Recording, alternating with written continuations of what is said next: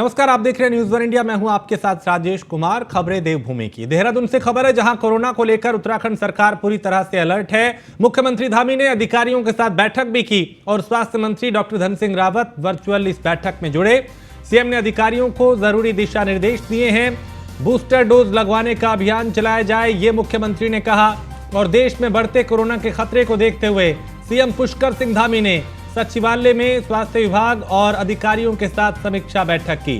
बैठक में सीएम ने जिन लोगों को वैक्सीन के बूस्टर डोज नहीं लगे हैं, उन्हें फौरन बूस्टर डोज लगवाने के निर्देश दिए।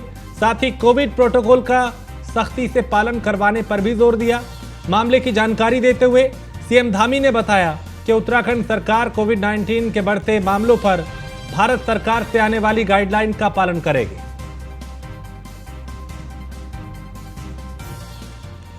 कोविड को लेकर जो भारत सरकार की जो गाइडलाइन आई है, जो जानकारियाँ आई हैं, हम लोगों ने भी तय किया है कि जो जून में हमारी गाइडलाइन जारी हुई है उसी के आधार पर काम करेंगे और जागरूकता और सतर्कता दोनों पर विशेष ध्यान देते हुए जो एक तो वैक्सीनेशन हमारे यहाँ लगभग 100% हो चुका है। बूस्टर डोज लगाने का भी जो है हम सभी से अपील करते हैं, सबसे कहते हैं कि बूस्टर डोज लगाएं और जो जरूरी सावधानी है वो बरतें। और भारत सरकार की जो गाइडलाइन है उसी के अनुसार राज्य सरकार भी काम करेगी और उसके लिए हम लोगों ने आज अहम एक बैठक कर ली है, जिसमें सभी प्रकार के जो आने वाले समय की चीज़ें हैं उसके लिए विचार किया गया और तैयारियां शुरू कर दी। कोविड को लेकर जो भारत सरकार की जो गाइडलाइन आई। और सुदीप जैन हमारे विशेष संवाददाता इस खबर पे ज्यादा जानकारी के साथ। सुदीप, कोरोना का खतरा एक बार फिर मंडराने लगा है। उत्तराखंड सरकार की क्या तैयारी और कितनी गंभीरता?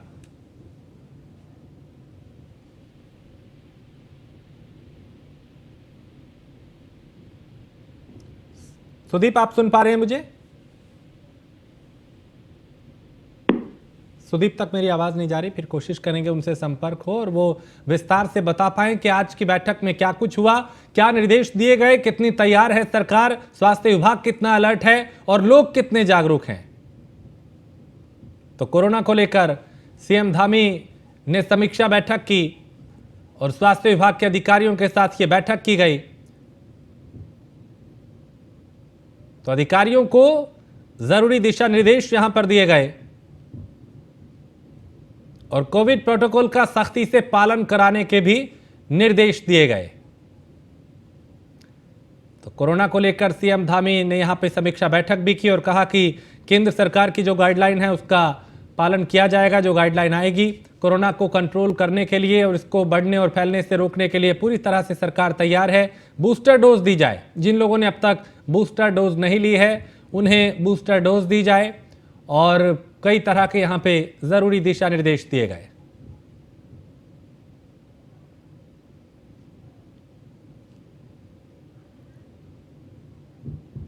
तो सुदीप जैन हमारे विशेष संवाददाता हमारे साथ जुड़ चुके हैं। सुदीप, कोरोना का खतरा एक बार फिर मंडराने लगा है। उत्तराखंड सरकार कितनी तैयार है इस चुनौती का सामना करने के लिए?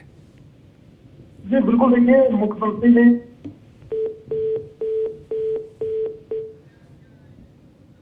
तो सुदीप का जो कॉल है वो कट चुका है। उनके वो बता रहे थे कि किस कदर उत्तराखंड सरकार जो है वो कितनी गंभीर और क्या तैयारियां की गई। और कांग्रेस प्रदेश अध्यक्ष करण महरा ने प्रेस कॉन्फ्रेंस की और बड़ासी पुल की अप्रोच रोड टूटने पर सवाल उठाए। पीडब्ल्यूडी मंत्री से इस्तीफा मांगा, सचिव की भी जांच की मांग की है और कोरोना पाबंदियों पर भी करण महरा ने प्रतिक्रिया दी और कहा कि भारत जोड़ो यात्रा से बीजेपी घबरा गई है। भारत जोड़ो यात्रा को रोकने के लिए माहौल बनाया जा रहा है। क्योंकि राहुल गांधी और कांग्रेस की लोकप्रियता जो है वो दिन ब दिन बढ़ रही है। राहुल के साथ जन समर्थन जो है वो जुड़ रहा है, लोगों का समर्थन उन्हें मिल रहा है और उससे बीजेपी घबरा गई है, लिहाजा इसलिए माहौल बनाया जा रहा है।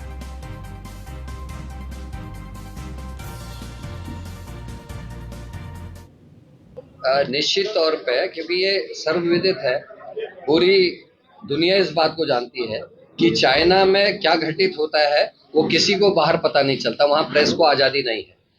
और जब कोविड की पहली और दूसरी लहर आई थी, आपने भी देखा होगा, आप लोग पूरा प्रयास कर रहे थे कि चाइना में क्या हो रहा है उसकी जानकारी ले सकें, कहाँ से वो लीक हुआ, कहाँ वो वायरस बना, कई किस्म की बातें आ रही थी, लेकिन वो सब भ्रामित था। और आज जिस तरीके से बड़ी इजीली कह दे रहे हैं कि साहब 3 महीने की वेटिंग हो गई है, 60% से ज़्यादा जो है जनसंख्या इससे हो गई। तो भारत, मेरे को लगता है कि भारत जोड़ो यात्रा से डबल इंजन डरा हुआ है और उसको रोकने की साजिश है। अगर ये इतने ही गंभीर होते तो चाइना से व्यापार बंद कर देते। अगर इतने ही गंभीर थे तो चाइना की जो हमारी वायु वो है, हमारा आवागमन है हमारा, उसको रोक देते, हवाई सेवा को रोक देते। पर ऐसा कुछ नहीं हो रहा। सामान लगातार आ रहा है, वहां से बिल्डियां लगातार आ रही हैं, कंटेनर्स लगातार आ रहे हैं, शिप्स लगातार आ रहे हैं, और हमारे जहाजों का आना जाना वहां लगातार बना हुआ है। तो एक मात्र और मात्र राहुल गांधी से का डर है, और इनके जो प्लानर्स हैं उन्होंने, मेरे को लगता है ये प्लानिंग की है कि किसी तरीके से राहुल गांधी जी की यात्रा को रोकें।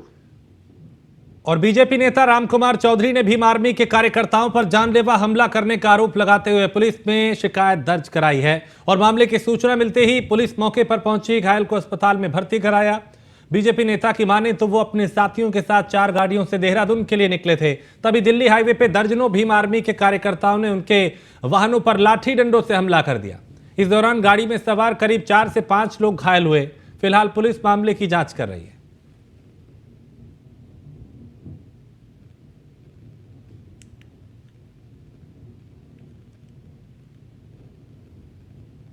हम लोग देहरादून जा रहे थे, हमारे पास 4 गाड़ी थी और हम देहरादून के लिए हम निकले घर से। तो जहाँ पे पुराना आरटी ऑफिस है वहाँ पर 30-40 लोग हॉकी कट्टे ले रहे थे और ईंट पत्थर सब चीज़ हाथ में थी। हमने, वो गली है बारीक, उसमें एक मोटरसाइकिल वाले पहले मोटरसाइकिल हटा दी जिससे गाड़ी रुक सके, और गाड़ी रोक के उन्होंने उस पर पत्थर और हॉकी से हमला कर दिया। और उस गाड़ी में मैं भी बैठा था, तो मुझे भी एकदम से पता नहीं अभी क्या हो गया, ये बवाल हो गया। तो उससे मैं गाड़ी आगे निकाली और उन्होंने सारी गाड़ियों पे सब पे बजाया, सारी गाड़ियों पे। तो वहाँ पर 20-30 लोग पहले से खड़े थे और जैसे वो रोड पर चढ़े उन्होंने हमने लाठी डंडों से हमला कर दिया, ईंटें भी बरसाई। वहाँ से हम जान बचाने के लिए मंगलोर साइड भागे और मंगलोर साइड आकर यहाँ होटल के पास हमने फ़ोन किया। तो जैसे ही मंगलोर थाने से पीछे वाले आते हैं वे बोलते हैं हमारा क्षेत्र नहीं है। सर मुझे बताइए, अगर हम डर की वजह से दूसरे घर में शरण लेते हैं तो क्या उस दूसरे घर वाले की जिम्मेदारी नहीं बनती हमारी हिफाजत करना? ऊपर से उन्होंने हमें पल्ला झाड़ दिया और ऊपर से हमें धमकाना शुरू कर दिया। अभी एक व्यक्ति के साथ मारपीट की घटना की जानकारी मिली है। इस संबंध में मौके पर पुलिस बल भेजा गया है और अतिरिक्त जानकारी और सीसीटीवी फुटेज आदि जुटाने के लिए और उसका अवलोकन करने के निर्देश दिए गए हैं। जो भी तथ्य प्रकाश में आएंगे उसके आधार पर अग्रिम विधिक कार्रवाई अमल में लाई जाएगी। इस संबंध में जानकारी मिली है कि इनके बीच पहले भी कुछ झगड़ा हो चुका है और उसी क्रम में आज ये झगड़ा हुआ है। तो इस पहलू से भी इस घटना को देखा जा रहा है, लेकिन जो भी संबंधित पक्ष हैं इसमें, जो लोग भी इसमें इन्वॉल्व हैं, उनके विरुद्ध अग्रिम कार्रवाई अवश्य की जाएगी। अभी इस संबंध में जांच चल रही है, जो भी तथ्य आएंगे उसके आधार पर ही अग्रिम कार्रवाई अमल में। और खबर कोटबार से है, जहां 3 जनवरी को अंकिता हत्याकांड की अगली सुनवाई होगी। एसआईटी ने आरोपियों के नार्को टेस्ट कराए जाने की अपील की थी और 3 जनवरी को नार्को टेस्ट की अपील पर फैसला आ सकता है। तो 3 जनवरी को अंकिता हत्याकांड की अगली सुनवाई होगी इस मामले की, और एसआईटी ने आरोपियों के नार्को टेस्ट कराए जाने की अपील की थी। तो 3 जनवरी को नार्को टेस्ट की अपील पर फैसला आ सकता है। 3 जनवरी को अंकिता हत्याकांड मामले की अगली सुनवाई होगी और एसआईटी ने आरोपियों के चूंकि नार्को टेस्ट की अपील की है कि इनका नार्को टेस्ट कराया जाए, और 3 जनवरी को नार्को टेस्ट की अपील पर फैसला आ सकता है। खबर देहरादून से है, जहां पूर्व विधायक कुंवर प्रणब सिंह चैंपियन ने सीएम धामी से मुलाकात की और मंगलवार रात हुए प्रकरण पर सीएम धामी के समक्ष अपना पक्ष रखा। डायनवाला थानाध्यक्ष नंदकिशोर भट्ट की सीएम से कुंवर प्रणब सिंह चैंपियन की शिकायत की और चैंपियन पे सरकारी काम में बाधा डालने का आरोप लगाया था। आरोप है कि चैंपियन ने एसओ नंदकिशोर भट्ट को इस आरोप के बाद गैर जिम्मेदार बताया।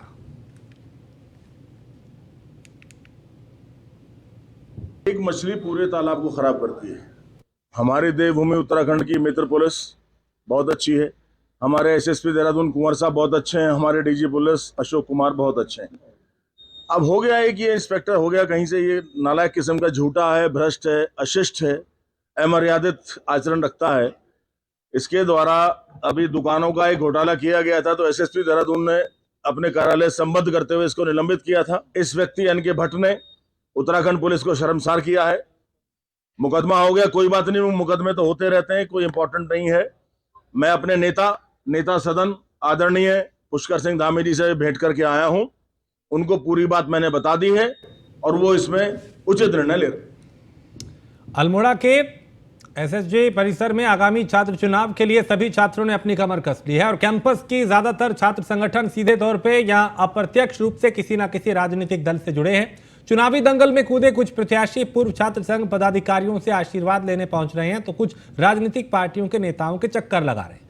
राजनीतिक दलों के नेता भी चुनावी माहौल को पार्टीगत रंग देने में कोई कसर नहीं छोड़ रहे। इसी बीच पूर्व छात्र संघ महासचिव रहे विनीत बिष्ट ने कहा कि छात्र आंदोलन का एक अपना दौर रहा है और हर तरह के चुनाव में छात्रों की अहम भूमिका रही है।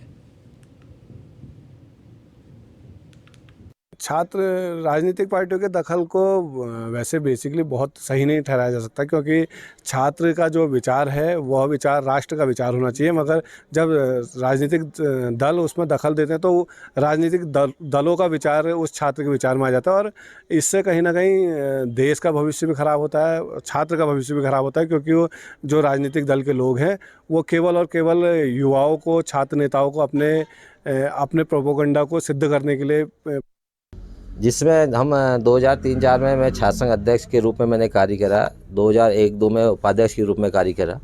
लेकिन तब की राजनीति और आज की राजनीति में ज़मीन आसमान का अंतर हो गया है, क्योंकि अब जो है नया जो मास निकल के आ रहा है। एक तो लिंग दो जो समिति है, लिंग दो समिति के जो नियम है उसके अनुसार जो है छात्र को आगे बढ़ने का मौका नहीं मिल पा रहा है। आज छात्र आ रहे हैं, छात्र राजनीति में आ रहे हैं, लेकिन आते ही गायब हो जा रहे हैं। और विधानसभा के बर्खास्त कर्मचारियों ने प्रदर्शन किया, जहां विधानसभा के बाहर कर्मचारियों ने प्रदर्शन किया है। प्रदर्शन के दौरान कर्मचारियों ने आर्टिकल 14 का मास्क पहना।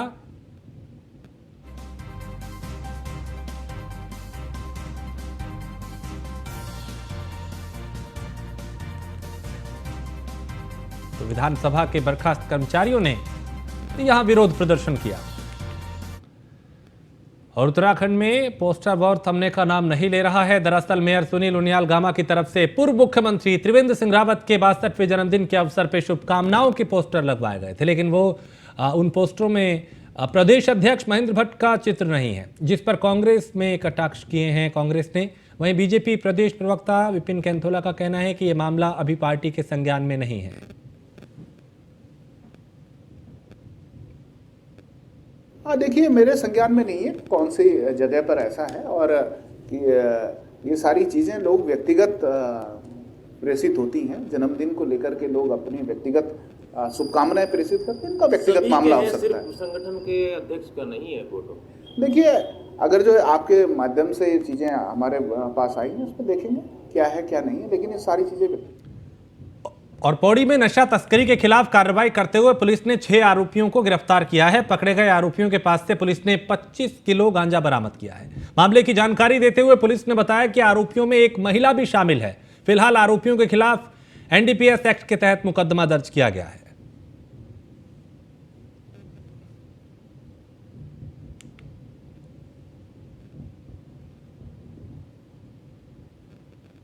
नशे को लेकर के केवल जिला या थाना ही नहीं बल्कि स्टेट लेवल में एक विशेष पहल चल रही है कि पूरे उत्तराखंड को नशा मुक्त किया जाए, क्योंकि as a enforcement agency police उसमें बहुत महत्वपूर्ण भूमिका निभाती है। तो पिछले 1.5-2 महीनों में आप देखेंगे कि हर थाना लेवल पे उसमें आगे बढ़ के काम हुआ है।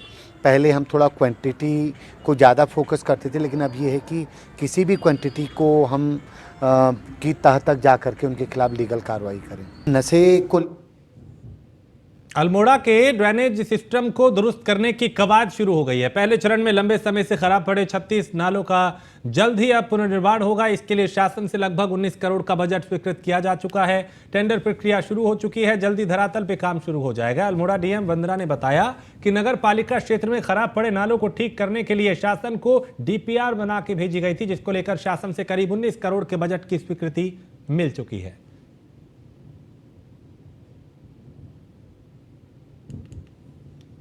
अल्मोड़ा में ड्रेनेज प्लान को प्रिपेयर करने के लिए एक इनिशिएटिव जिला प्रशासन के द्वारा सिंचाई विभाग के साथ लिया गया था। इसमें सर्वे इत्यादि कंप्लीट होकर इसकी डीपीआर शासन को लगभग 21 करोड़ की गई थी। उसमें से टीएसी और ईएफसी वगैरह के बाद 19 करोड़ के आसपास ये इसमें धनराशि स्वीकृत अभी हुई है शासन से। इसमें विधिवत शासनादेश नहीं हुआ है, लेकिन शासनादेश के प्रत्याशा में इसको टेंडर इत्यादि की प्रक्रियाएं आरंभ करने के लिए अनुमति मिल गई है, जिसके क्रम में विभाग द्वारा और लक्सर के चिकित्सा अधीक्षक नलिंद असवाल के मुताबिक गंभीर रोगी पाए जाने पे उन्हें हरिद्वार स्थित मेला अस्पताल रेफर करने की रिजर्व व्यवस्था की गई है। और इस दौरान उन्होंने कहा कि जनपद और तहसील स्तर पे भी स्वास्थ्य विभाग द्वारा मास्क और सोशल डिस्टेंसिंग पे फोकस के निर्देश जारी किए गए हैं। वहीं इसके बाद अब लक्सर में भी निर्देश के अनुपालन के मद्देनजर सैंपलिंग वर्तमान में जारी है और पॉजिटिव मामले पाए जाने पर लैब टेस्ट के लिए भेजने की व्यवस्था के साथ साथ ऑक्सीजन की पर्याप्त भंडारण को लेकर भी जो है स्वास्थ्य विभाग वो पूरी तरह से तैयार है।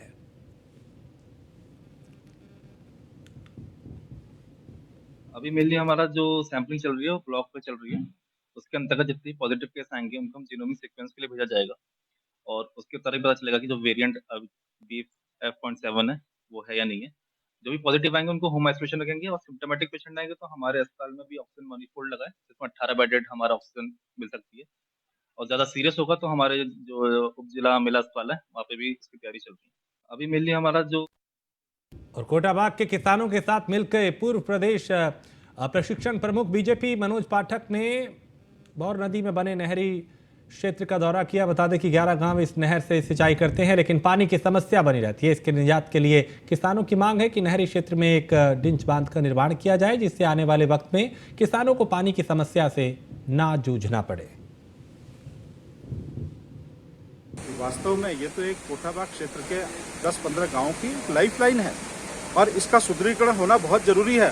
इसके अस्तित्व को खतरा बना हुआ है और आज की तारीख में मैं माननीय धामी जी से हमारे प्रदेश के यशस्वी मुख्यमंत्री जो लगातार गरीब गांवों के उत्थान के लिए प्रयास कर रहे हैं, यहाँ के विकास के लिए प्रयास कर रहे हैं, उन तक ये बात पहुँचाऊँगा। और पहुँचाने के साथ साथ भारत देश के यशस्वी प्रधानमंत्री जिनका सपना है कि छोटे बांधों के माध्यम से यहाँ की सिंचाई हो सके, यहाँ का पेयजल हर घर जल हर घर नल पहुँच सके, वो छोटा टिंच बांध बना करके यहाँ पर किया जा सकता है।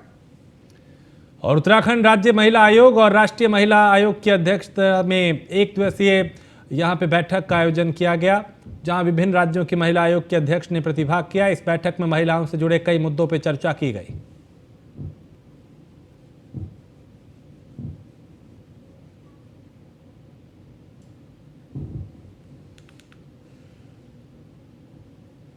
राष्ट्रीय महिला आयोग की बैठक हर 3 महीने में होती रहती है और जितने भी हमारे अब तक के कार्य हुए हैं जो राष्ट्रीय महिला आयोग के द्वारा हमें निर्देशित किए जाते हैं, उसमें चाहे एंटी ह्यूमन ट्रैफिकिंग हो या पोषण माह हो या कोई भी अवेयरनेस का किसी भी तरह का कार्यक्रम हो, तो उसकी मॉनिटरिंग होती है। पूरी तरह से हम लोग रखते हैं अपने अपने राज्य का पूरा विस्तार से यहाँ पे चर्चा होती थी कि हमने क्या किया। जैसे एंटी ह्यूमन ट्रैफिकिंग में हम लोगों ने 13 हमारे जिले हैं, तो अभी 2 जिले हमारे चमोली रुद्रप्रयाग रह रखा, बाकी जिलों में हमने एंटी ह्यूमन ट्रैफिकिंग के हमारे कार्यशालाएं हो चुकी। राष्ट्रीय हरिद्वार पहुंचे स्वास्थ्य मंत्री धन सिंह रावत ने स्वास्थ्य विभाग की साथ समीक्षा बैठक की और अधिकारियों को जरूरी दिशा निर्देश दिए। प्रदेश में स्वास्थ्य सुविधाओं की बेहतरी के लिए यहाँ पे कई कदम उठाए जा रहे हैं, जिसमें करीब कोशिश यही है कि चूंकि कोरोना की चुनौती भी सामने एक बार फिर जो है वो दिखाई दे रही है, उससे निपटा कैसे जाए और लोगों की परेशानियों को कम कैसे किया जाए, इसको लेकर भी यहाँ मंथन किया गया। उनको कैसे स्वास्थ्य की सुविधाएं उपलब्ध कराई जाएं।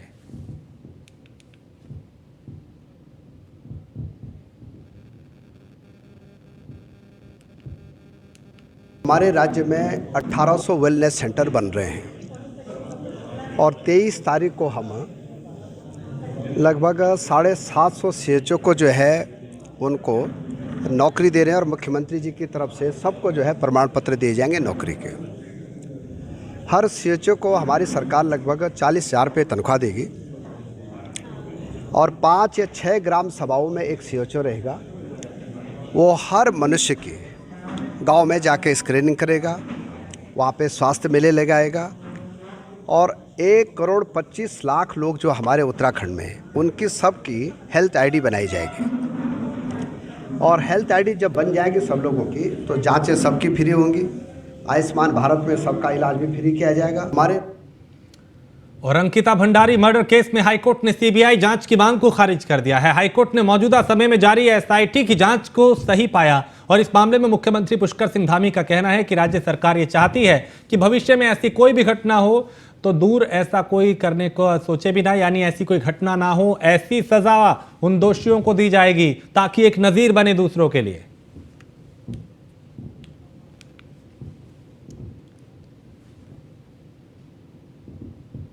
जो भी निर्णय दिया है हम उसका स्वागत करते हैं, लेकिन उससे बड़ी बात यह है हमारे लिए बहुत बड़ी जो सामने चुनौती है कि जो भी इस केस में अपराधी हैं उनको सख्त से सख्त सजा मिले। उनके जो ये कृत्य हैं वो कृत्य निकट भविष्य में किसी को भी इस दिशा में पुनरावृत्ति करने के बारे में तो करना तो बहुत दूर की बात, सोचना भी उनके लिए बहुत भारी पड़े। उसके लिए मजबूत चार्जशीट पुलिस विभाग ने लगाई है और उसकी लगातार हम लोग ठोस तरीके से, हमारा पुलिस विभाग है, हमारे अन्य लोग हैं, मॉनिटरिंग करेंगे जिससे कि अपराध।